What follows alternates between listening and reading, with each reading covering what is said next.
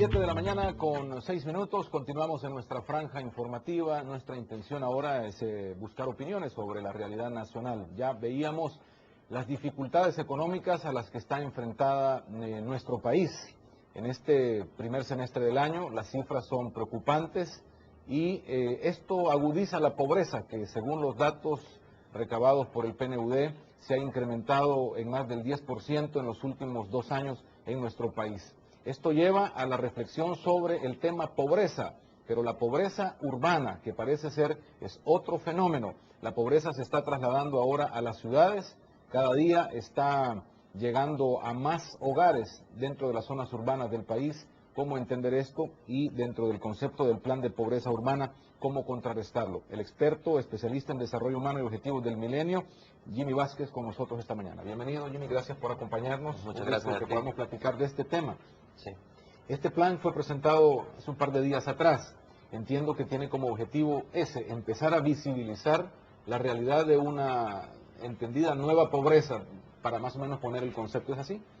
Sí, bueno, este plan básicamente, como tú dices, lo presentamos la semana pasada. Es un trabajo que se ha venido desarrollando durante el último año y medio, con la asesoría, bueno, bajo las coordenadas de un consejo asesor, ¿verdad?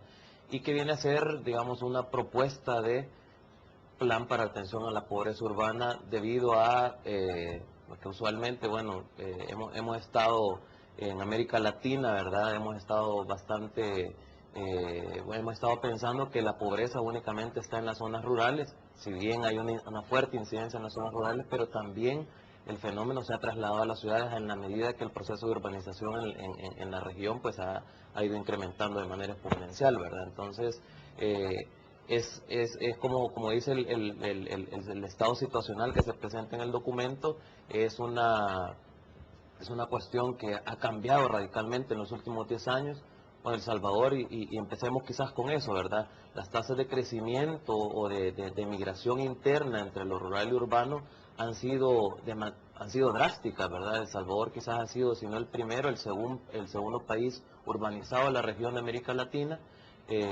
Ahora, pues hoy en día tenemos el 63-65% de la población residiendo en áreas urbanas.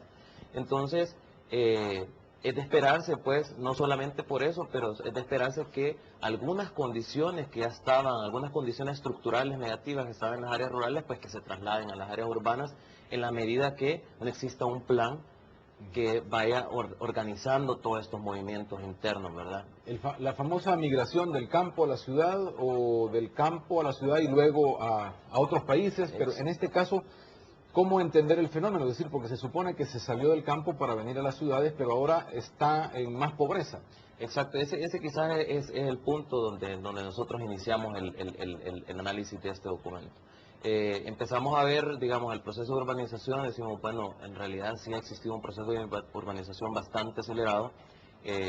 Esto ha llevado a que mucha más gente esté en los centros urbanos, pero al no tener un plan de desarrollo organizado al interior de las zonas urbanas, entonces es de esperar que existan segregaciones residenciales que de repente ciertos grupos entonces empiecen a hacer sus conglomerados, que no necesariamente tengan, por ejemplo, un acceso a vivienda, entonces que empiecen a hacer sus conglomerados, que lleguen a espacios libres, que armen sus casitas, ¿verdad?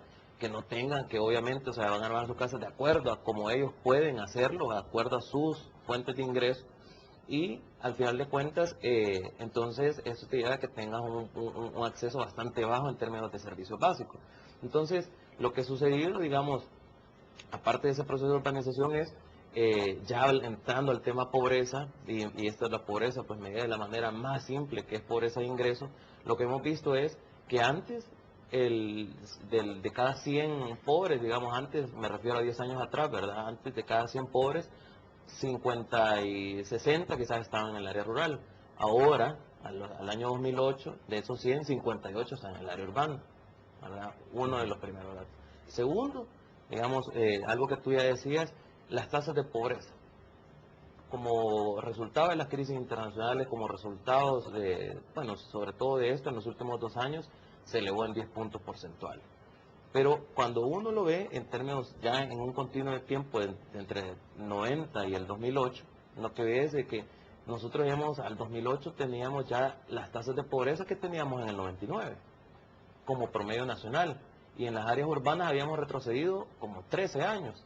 Entonces, esto te da elemento y dice, bueno, también, o sea, lo que está sucediendo es que las áreas urbanas se están aumentando de Esas manera... cifras, para visibilizarlas, porque no sé si es cierto, pero le hemos puesto muy poca atención, es decir, hemos tratado de no voltear a ver esa pobreza en las zonas urbanas o de taparlas de alguna manera, pero son 1.3 millones de personas. Bueno, en realidad ese es el dato para el 2007, para el 2008 son 1.6 millones de personas viviendo en pobreza, en áreas urbanas.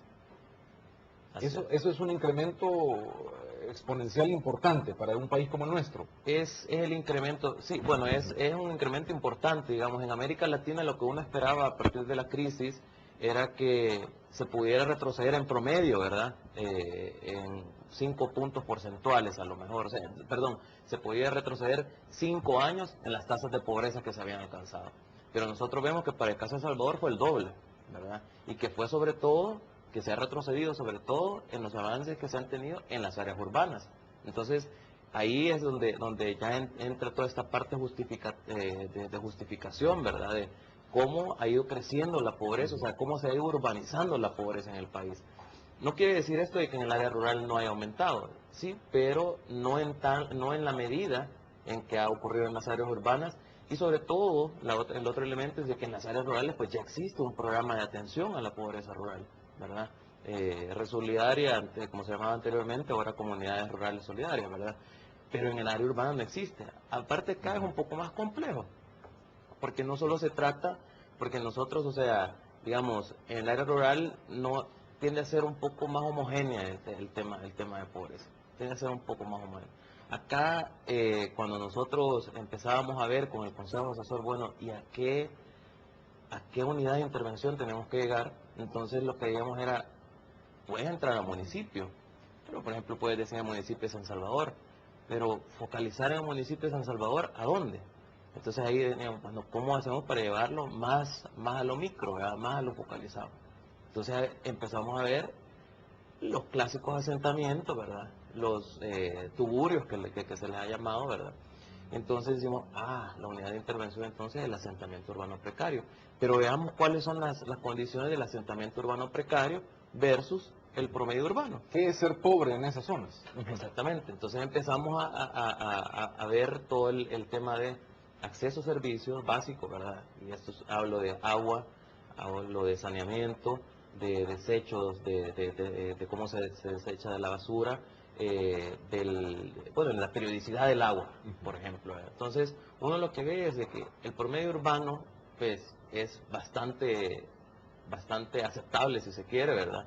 Pero los asentamientos urbanos precarios están más parecidos al área rural que al promedio urbano. Es decir, o sea, es como que si uno cortara un pedacito del área rural y lo pusiera en medio del Gran San Salvador, ¿verdad? Entonces, esas son las realidades que al final de cuentas uno dice, bueno, estas personas quieren acceder a los servicios de la ciudad, a los servicios que supuestamente la ciudad brinda, pero al final de cuentas están excluidos de ellos, porque no los tienen, ¿verdad? Entonces ahí es donde ya empieza toda